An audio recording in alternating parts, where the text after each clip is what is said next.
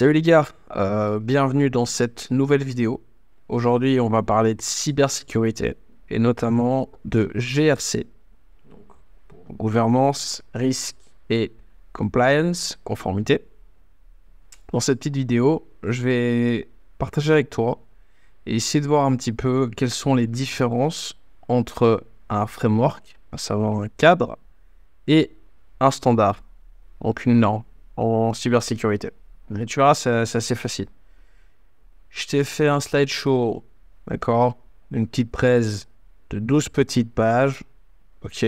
Hyper bien designé, tu vois, je ne me suis pas cassé la tête. Mais en tout cas, ici, le plus important, c'est vraiment de comprendre et d'essayer de voir quelles sont les différences fondamentales, d'accord? Entre un framework et un standard, ok?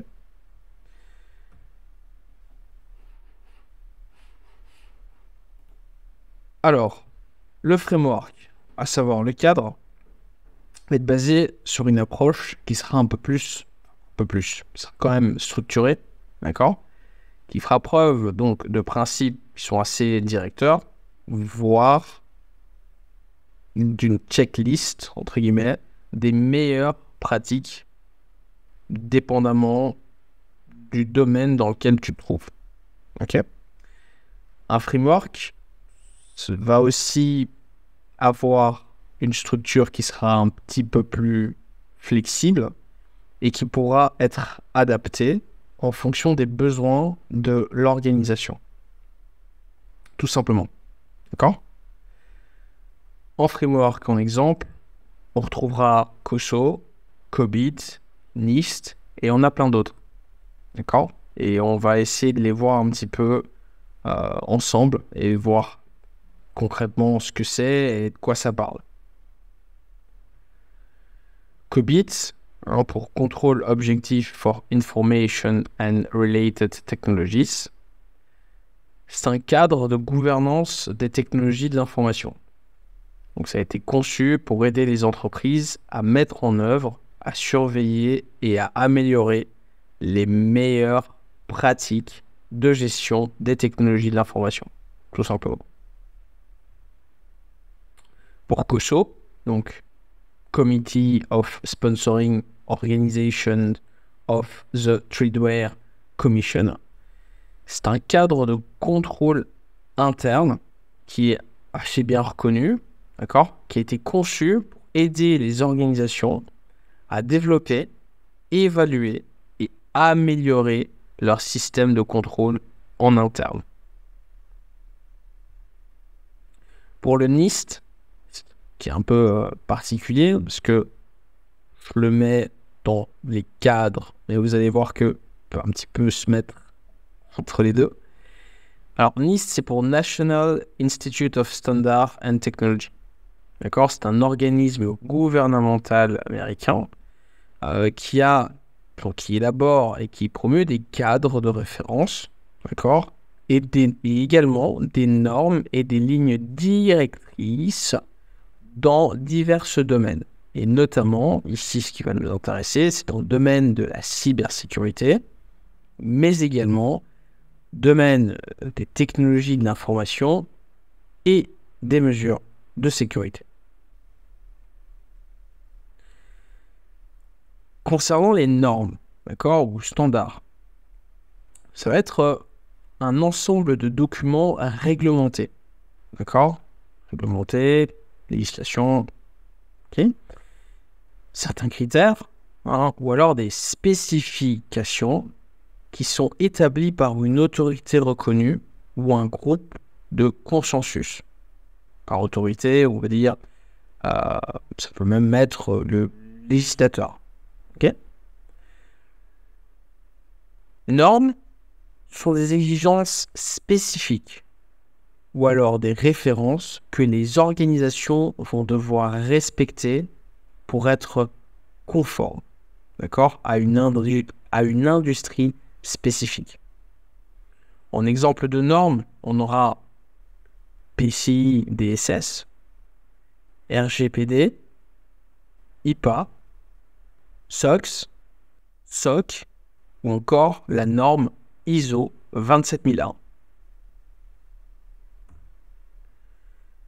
PCI DSS pour Payment Card Industry Data Security Standard.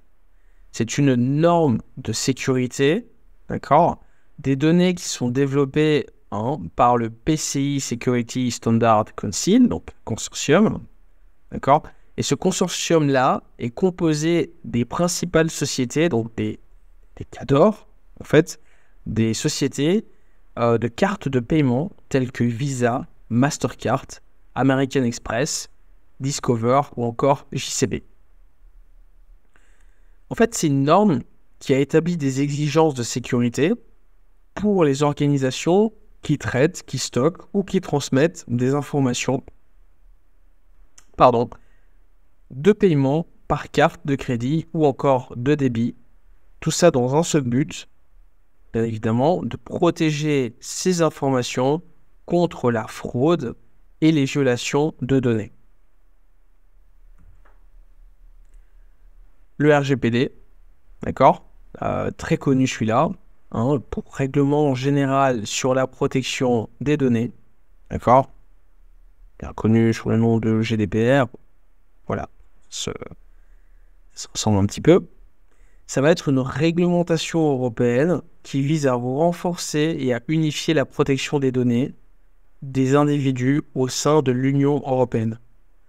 Donc, ça va être une réglementation, un standard qui va beaucoup nous intéresser étant donné que nous, ici, on est en Europe. L'IPA, d'accord, pour Health Insurance Portability and Accountability Act, ça va être une loi fédérale américaine qui va viser à protéger les informations médicales personnelles des individus. Cette loi, elle établit des normes pour la confidentialité de la sécurité des données de santé, ainsi que pour la portabilité des assurances de santé. Chose qui va être établie donc, du coup, pour les marchés américains.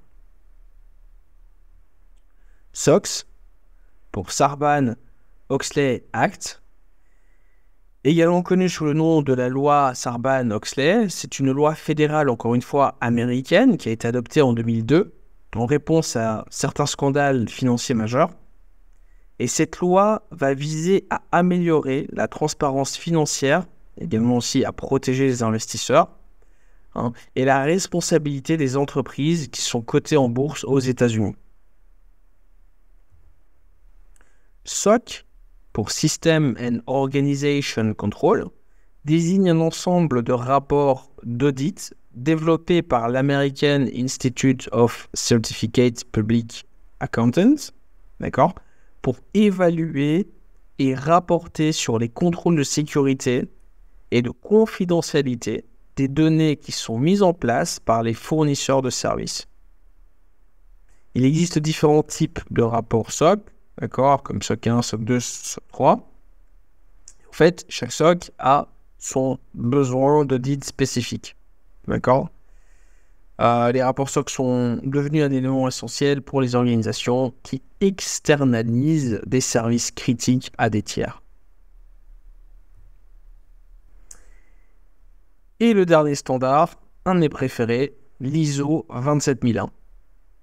ISO, c'est pour International Organization for Standardization, d'accord? C'est une norme internationale de gestion de la sécurité de l'information.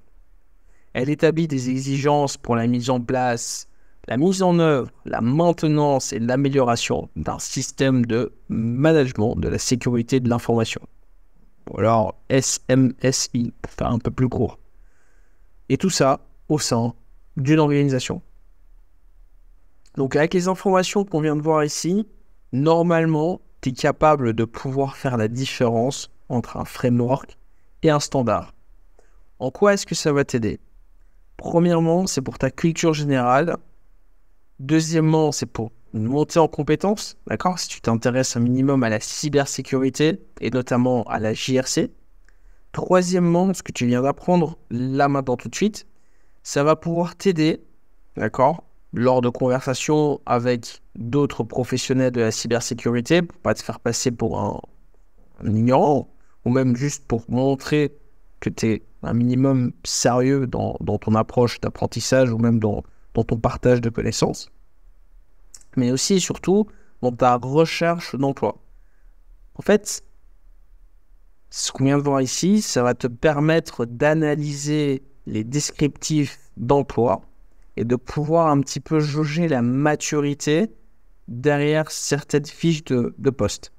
D'accord? Parce que, encore à l'heure d'aujourd'hui, beaucoup de sociétés, ou du moins des recruteurs qui vont pondre des offres d'emploi et qui vont faire cet amalgame, qui vont confondre en fait ces deux concepts qui sont framework ou alors standard. Ça va te permettre un petit peu de juger la maturité et qui sait, en entretien, dire voilà, écoutez, voilà, moi, dans la description de poste, je vois que vous me parlez ici du framework ISO 27001, mais il me semble que ce n'est pas un framework, mais bel et bien une norme.